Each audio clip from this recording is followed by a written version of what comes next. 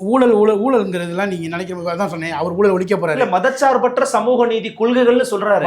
இருக்குங்க, ஊழலுக்கே சொல்லிடுறேன். ஊழலை ஒழிப்பது ஒன்று தானே இப்போ சொன்னேன் முந்தான மீட்டிங்கில். திமுக அதிமுக மாதிரி விஜய் ஊழல் பண்ண மாட்டேன். எப்படி பண்ணுவார் தெரியுமா? அவங்க கட்சியினுடைய தேர்தல் பொறுப்பாளர் யாதவ் சொன்னார்ல, மக்களை பாதிக்காத கொள்கிற அளவுக்கு நாங்கள் ஊழல் பண்ண மாட்டோம்னார்ல.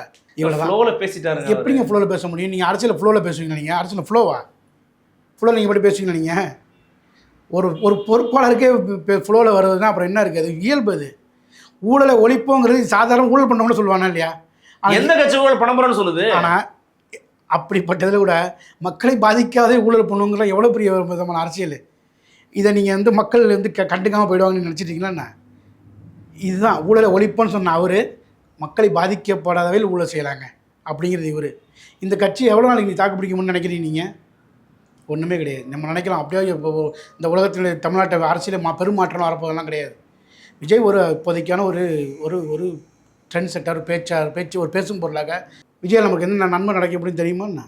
அவர் எந்த போராட்டத்துக்கு வந்திருக்கு? எல்லாத்தையும் வீட்டு தான் கூப்பிட்டு நடத்திருக்காரு. அதுக்கு காரணம் கொள்கை இல்லாமல் இருப்பதுதான்றீங்க. எங்க 100 வருஷத்துக்கு முன்னாடி ஆரம்பிக்கப்பட்ட RSS, 1980 ஆரம்பிக்கப்பட்ட பிஜேபி இன்னைக்கு எங்கே இருக்குது? டாப்பில் இருக்குது. அதுக்கு ஒரு ஐடியாலஜி இருந்ததா இல்லையா? ஆமாம். காங்கிரஸ் ஒரு ஐடியாலஜி இருந்தது. இன்றைக்கி அந்த காங்கிரஸ் எங்கே போணுச்சு? எவ்வளோ பெரிய பெரிய ஜனதா கட்சி உருவானுச்சு. எல்லாம் பெரிய ஐடியாலஜிகள் எங்கே ஸ்பிட் அவுட் ஆனிச்சு? தொடங்கி ஒன்றுமே இல்லை. இப்போ கட்சி ஒரு நீண்ட கொள்கைக்கான செயல்திறன் வகுத்து நீங்கள் முன்னேறும்போது அந்த கொள்கைக்கான ஆட்கள் சேர்த்துட்டே இருப்பாங்க.